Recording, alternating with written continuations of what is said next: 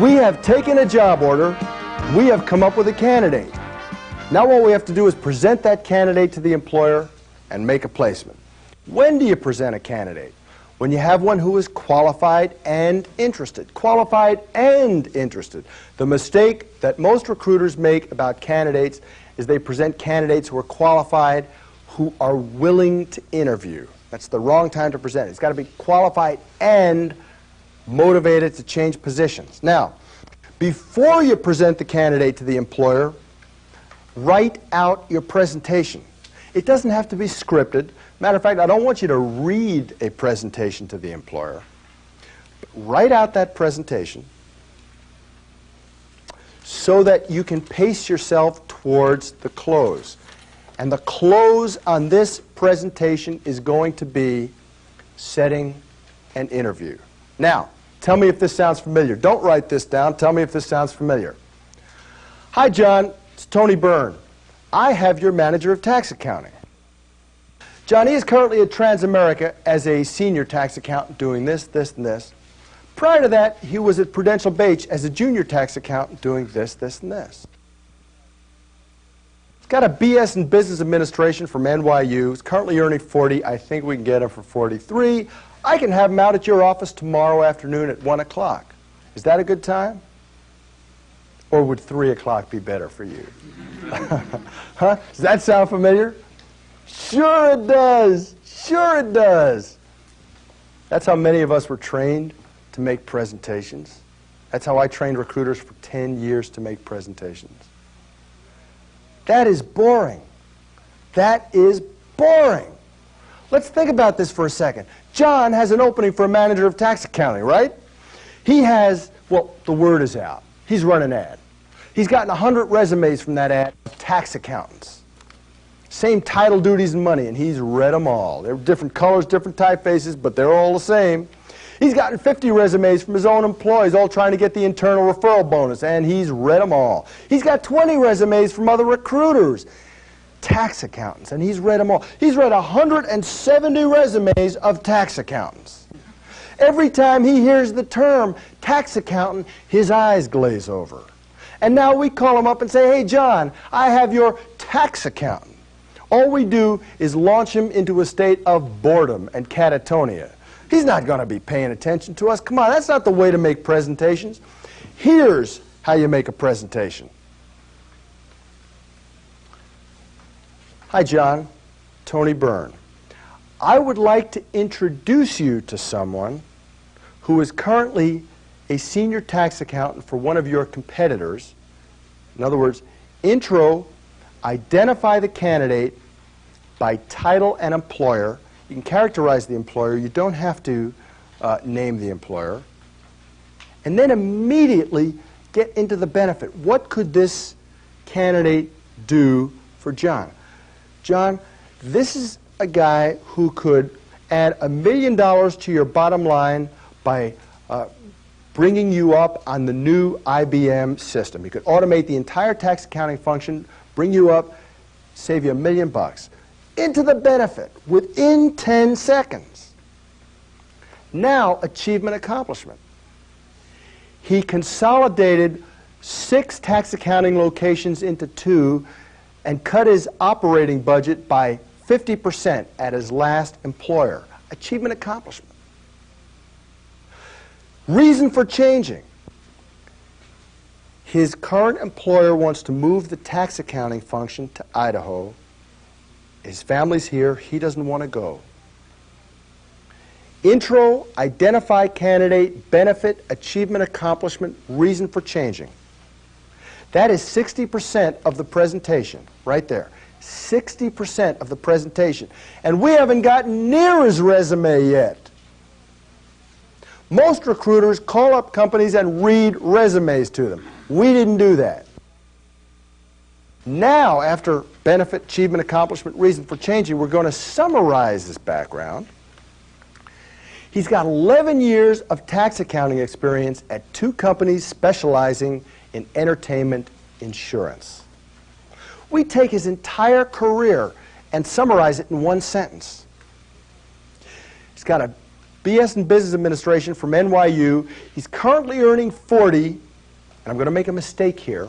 I think we can get him for 45. I am sure we can get him for 46. I'm making a mistake on purpose. It'll come back to haunt us later.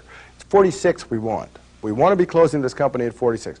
I think we can get him for 45. I am sure we can get him for 46.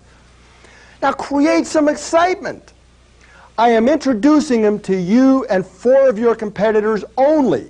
They are seeing him over the next 2 days. I can have him in your office tomorrow morning at 9 o'clock. It's a good time for him. Is it a good time for you? I have had employers say to me, look, please tell him just to ask for one time. Please tell him to stop saying, or would 3 o'clock be better for you? We have heard it 9 million times. Please tell him to just ask for one time. Start asking for one time. Create some excitement, create some urgency, make the employer feel like you're doing him a favor to get that candidate in there at all. Now this presentation should take a minute or less from hello to close. And I want to give you a hint. The clearer the benefit, the shorter the presentation can be. If you're going to introduce someone to an employer who can bring him $1 million, all you have to do is ask that employer, would you like to meet someone who can bring you $1 million? And the employer will say yes. You don't have to get into a lot of description about his background. The less clear the benefit is, the more you're going to have to support it with other information, with achievement, accomplishment, with a little bit of background. But if you've done this presentation correctly, intro, identify candidate, benefit, achievement, accomplishment, reason for changing, summarize background, education, money, create excitement, close. If you've done it properly, you've piqued the employer's interest, and then you've told him nothing about the candidate, just summarize his background, and he's going to say to you, tell me more about him. Because you haven't really told him. He's interested now in hearing, but you haven't told him anything about him. Tell me more about him. Well, John, what do you want to know? Well, where does he work now? See, now you're having a conversation with John. He's asking you questions. John, he works at Transamerica as a senior tax accountant doing this, this, and this. I can have him there at 9 o'clock tomorrow morning. That's the only time he has open. Is it a good time for you? Answer the question, close. And if John has enough poise to ignore the second close and comes back at you, well, with where did he work prior to that? Well, John, prior to that, he worked at Prudential Beige as a junior tax accountant doing this, this, and this. Do you have your calendar in front of you? Just keep closing. Keep closing. Now let's quickly dispense with the question that has tripped up recruiters for time immemorial. What might the employer say at some point along here? Send me a resume. Send me a resume. What else do you want to know? See, why does he say send me a resume? No, he says it out of habit. Out of habit. He doesn't think that he needs a resume. He says it because he's always been saying it. He says it because his boss says it. He says it because the guy sitting next to him says it. Not because he needs it. What does he need in order to decide whether or not to see this candidate? Information. That's exactly right. Information is what he needs. So when he says, send me a resume, do him a favor. Ignore it and offer him what he needs. Send me a resume. What else do you want to know? Well, where did he go to school? Went to NYU, graduated in 1978. Do you have your book in front of you? Can you see him tomorrow at 9 o'clock? Answer the question and close. Now, I want to say something truly radical. I'm not opposed to you sending resumes. I would prefer that you didn't. I prefer that you didn't. And I train recruiters not to do it, but I'm not opposed to you sending resumes. I can think of some circumstances where some recruiters would have to do it. If they're going to be logged in as the agency of record, if they're dealing 3 levels down from the level where a decision's taking place, I can think of lots of circumstances where you need to send resumes. Go ahead, send them a resume. Have the candidate bring it over. You drive it over, walk it over, FedEx it, Quip it. I can think of 20 ways for you to get that resume to the employer. But don't get off of this conversation without setting up the interview. I don't care about the resume, but don't get off of this conversation. You see, you'll never be in a better position than you are right this second to set up the interview. And if that employer says to you, I can't set up that interview until I have a resume. Say, gee, you know, I can't give you the resume until I have the interview set up. So I'll tell you what, why don't we split the difference? Just give me a time and I'll have the candidate bring it with him. Just don't get off of this conversation until you have got the interview set up. Now, when you are finding people to fill a position, don't save up 5 of them and present all 5 to the company at the same time. Don't do that.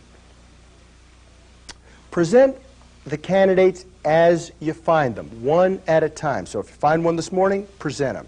Find one this afternoon, present them. You see, when recruiters were doing read the resume presentations, yeah, maybe an employer could live through 3 or 4 resumes being read to him. But I don't know any employer who could live through 2 of these presentations. It's called a benefit presentation, a power presentation. You are involving them. You're bringing them up. You're bringing them down. You're getting them to think. You're involving them in a conversation. You're closing him. When he gets off of that conversation, he's saying, whew, what a guy. You can't start all over again. You can't even do 2 of those in a row in the same conversation. Do them one at a time. Also, presenting candidates one at a time will give you multiple opportunities to talk to the employer. It'll tell the employer that you're working on the job full-time, and he likes that. And it will help you develop a rapport. You have presented the candidate to the employer. The employer likes what he hears. It is now time to set up the first interview. Well, John said, get him in tomorrow afternoon at 1 o'clock.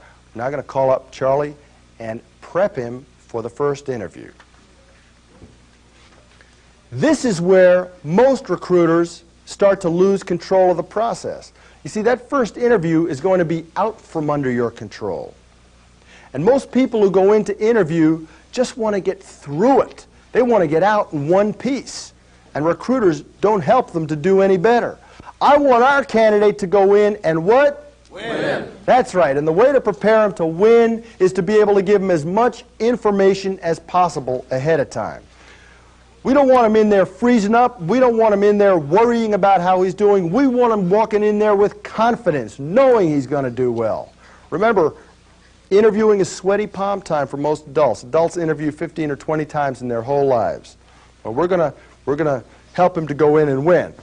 The first thing we're going to tell Charlie when we have him on the phone to prep him is, Charlie, let's clear away all the smoke. When you go in there tomorrow, you have 2 objectives and 2 objectives only.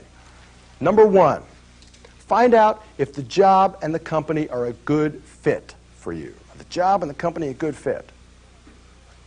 And objective number 2, set up the next interview. If the next step were a test, we'd say schedule a test. If the next step were an offer, we would say get the offer. Whatever the next step is, the next action step, schedule it. Now, we are going to describe in detail the company, the position, and the interviewing process to Charlie. Company. You ever notice the difference between the way a recruiter describes a company before he's been out there and after he's been out there? Before he's been out there, he says this is a company with 4 locations, 7,000 employees, they make $9 million a year, and they make egg cartons.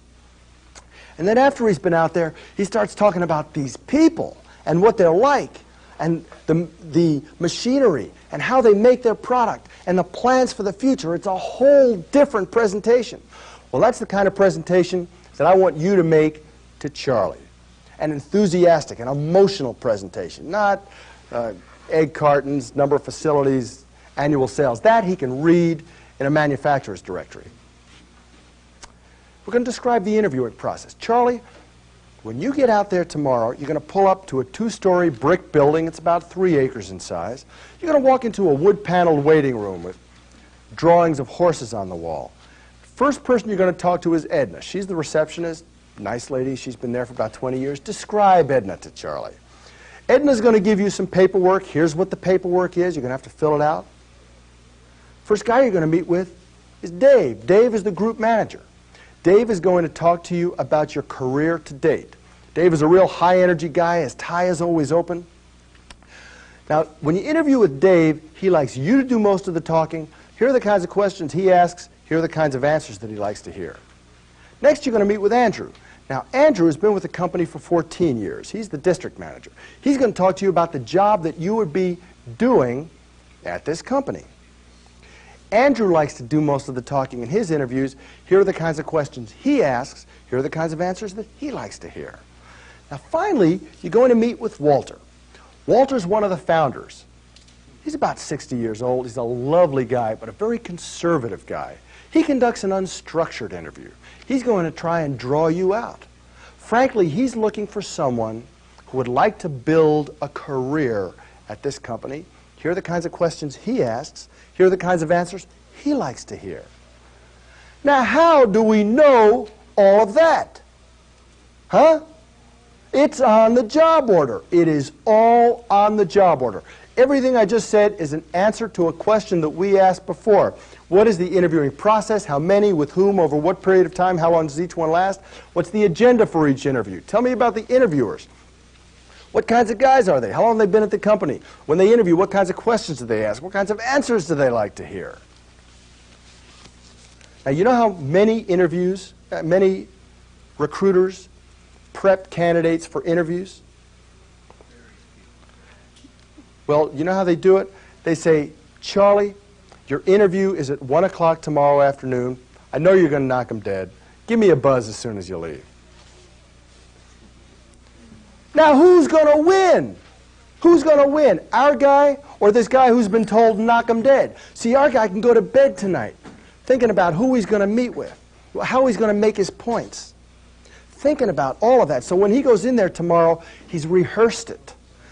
This other guy, tomorrow's April Fool's Day. Everybody's going to see, everybody's going to meet with, everything they're going to talk about is going to be one surprise after another. You bet. Make sure that you prepare your candidate to go in and win. Now, Charlie, if the subject of money comes up in that interview, if they ask you how much is it going to take to get you over here, I want you to tell them, look guys, I'm here for the challenge and the opportunity. I'm sure you'll make me a fair offer.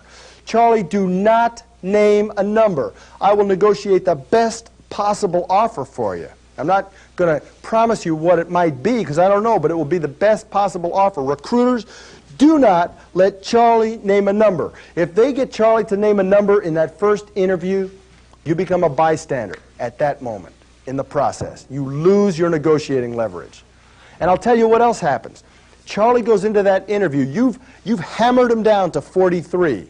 He goes into that interview and they say, Charlie, what's the minimum amount that you take, or what's it going to take to get you over here? Well, a candidate, in an effort to please, always names a number lower than he wants. Charlie may say, oh, I'll come for 43.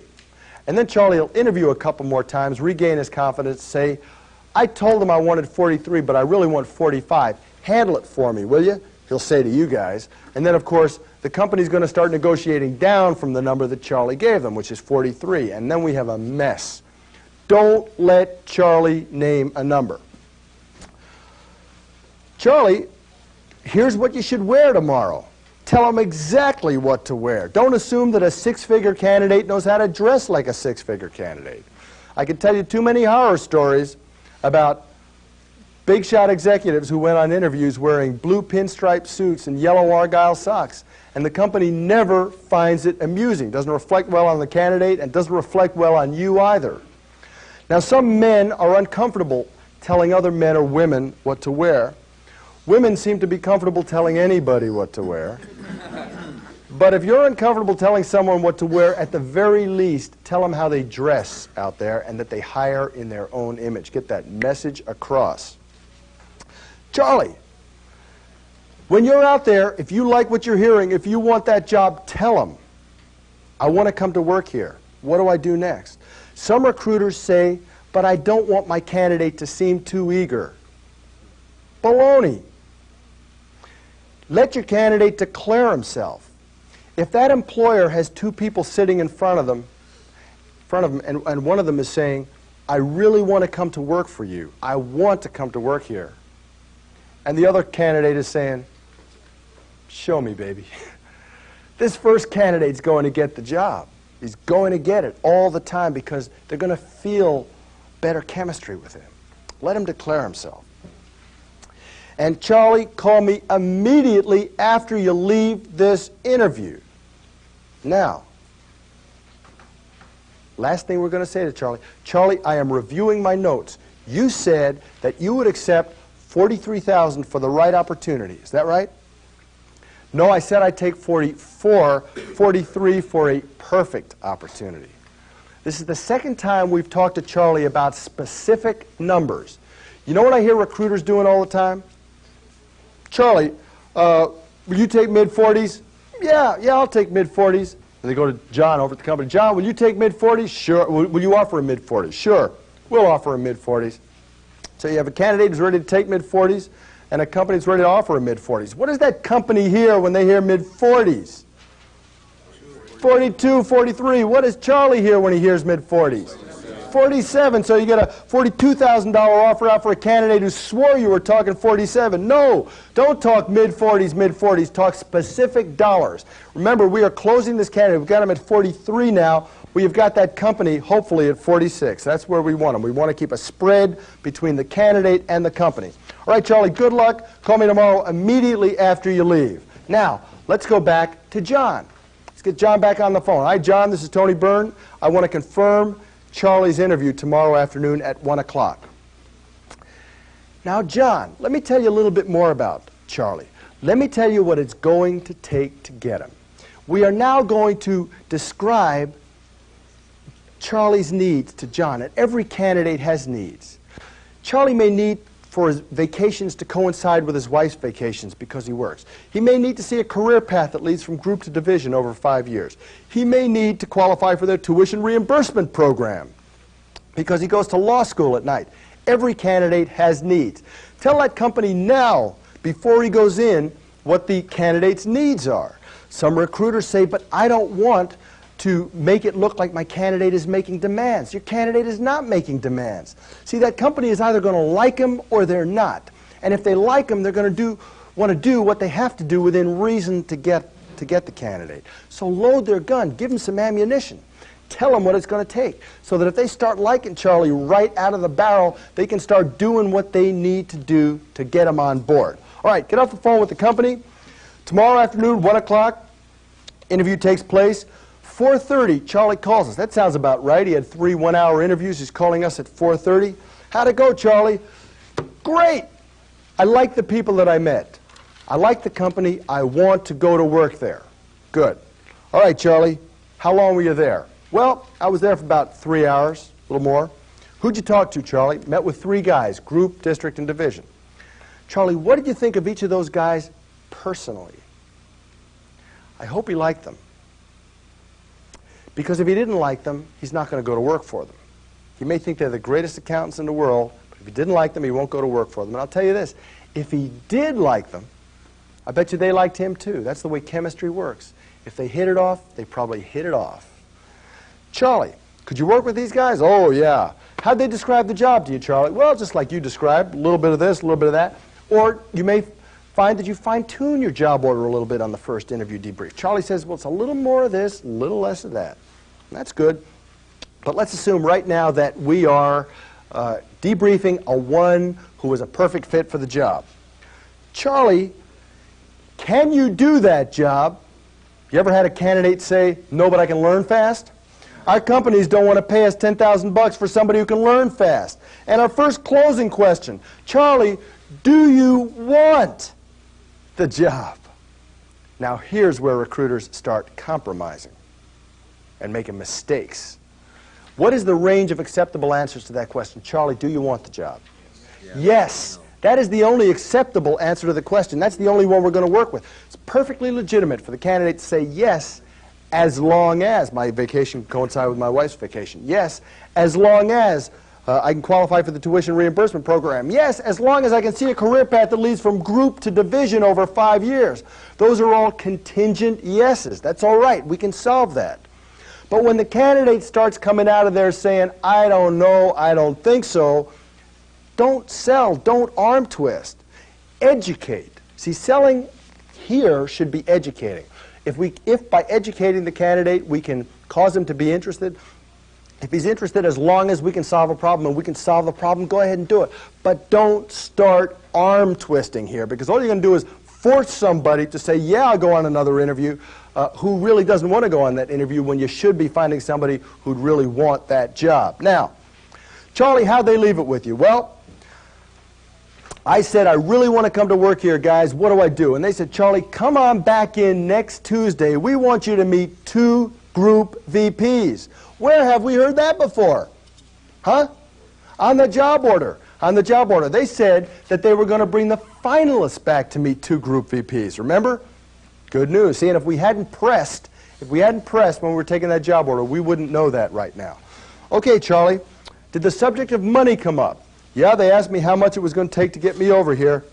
And I said, frankly, guys, I want to see how much you think I'm worth. Wouldn't that be great if candidates were that glib? Actually, if you could just get your candidate to refrain from saying a number, you're lucky. Once again, Charlie, is there anything that could hold this up? Time is everything. Anything personal? Anything medical? Are you interviewing anywhere else? Now, recruiters, some people will tell you that you can't believe anything that a company says to you, anything that a candidate says to you. Well, not me. I'm going to tell you that you have to believe everything that an employer says to you and everything that a candidate says to you. Otherwise, you can't function. With one small exception, and it's right here. A candidate who is interviewing somewhere else will often say he's not when you ask him the first time before the first interview, because he doesn't want the fact that he is to prevent you from sending him out on this interview. So we ask him again. He'll tell you now, because now it's an issue. So don't punish him for telling you the truth. Just find out as much as you can about the other opportunity. Given equal offers from both of those companies, which one would he take? You know, we may have to make a judgment call. If he's favoring the other opportunity, I'd probably want to yank him from this until he goes the distance with the other one. If he's feeling equally about the 2 of them, let them both go forward. All right, Charlie. I am reviewing my notes. You said that you would accept $43,000 for the right opportunity. Is this the right opportunity?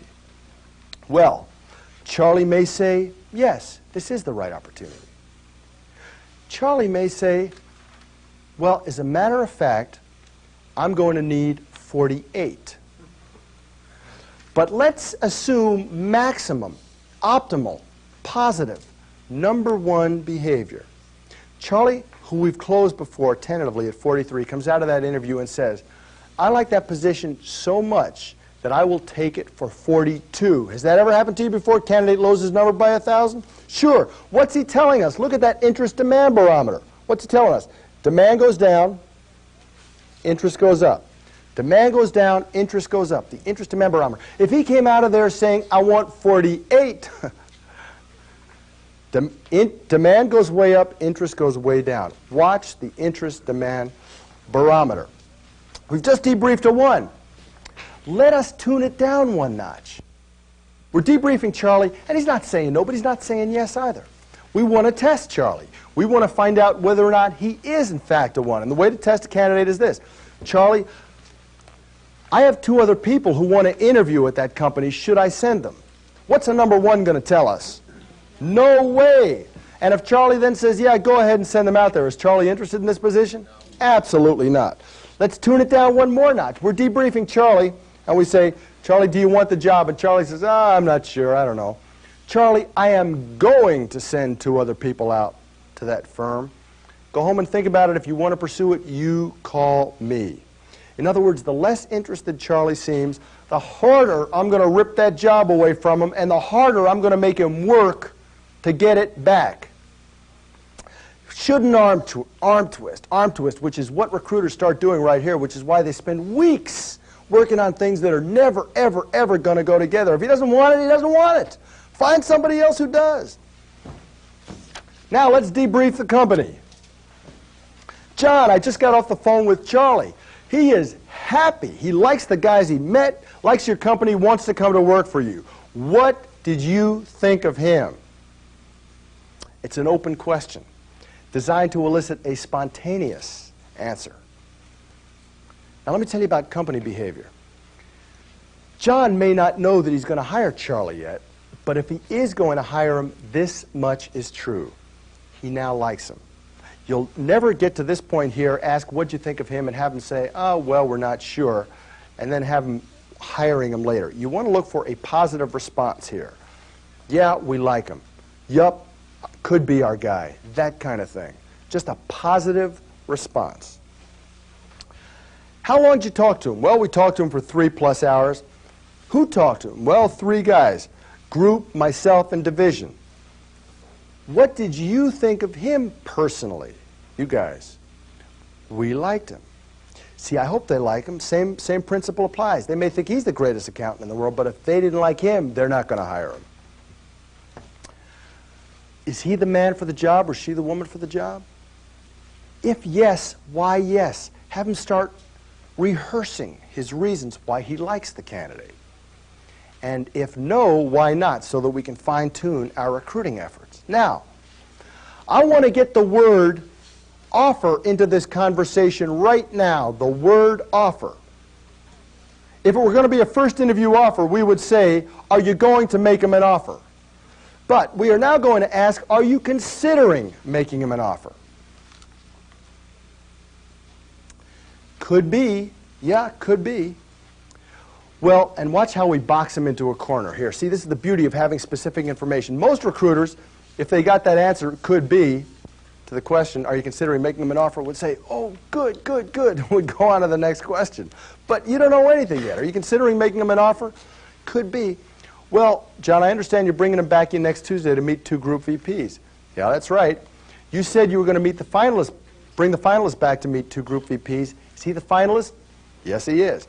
You said you'd send the finalists home with an offer if the 2 group VPs liked him. Will you send Charlie home with an offer if the 2 group VPs like him? Yes, we will. Now, that's specific information. That we can work with. See, that's a real timetable. That's a plan. And we can work around that. We have just debriefed about as much of a one. And, of course, on the first interview debrief, you want to remind the company, I think we can get him for 45. I am sure we can get him for 46. Think we can get him for 45. I'm sure we can get him for 46. I'm making a mistake. It's going to come back to haunt me. We want 46. Okay. Let's tune the company down one notch. Have you ever debriefed an employer and he's just not quite as enthusiastic as he was before? Just not quite? Well, let's test him. John, 2 of your competitors want to see Charlie. Should I send him out there? Now, if they want to hire Charlie, what are they going to say? No way. Put him on ice. Sit on him until we're through interviewing him. And if they now say, sure, send him on out there, do we have a placement happening here? Absolutely not. So test, test, test. Keep testing that candidate to make sure he's a number 1. Keep testing that employer to make sure that they have number 1 feelings towards the candidate. All right. We've taken a job order. We have recruited somebody.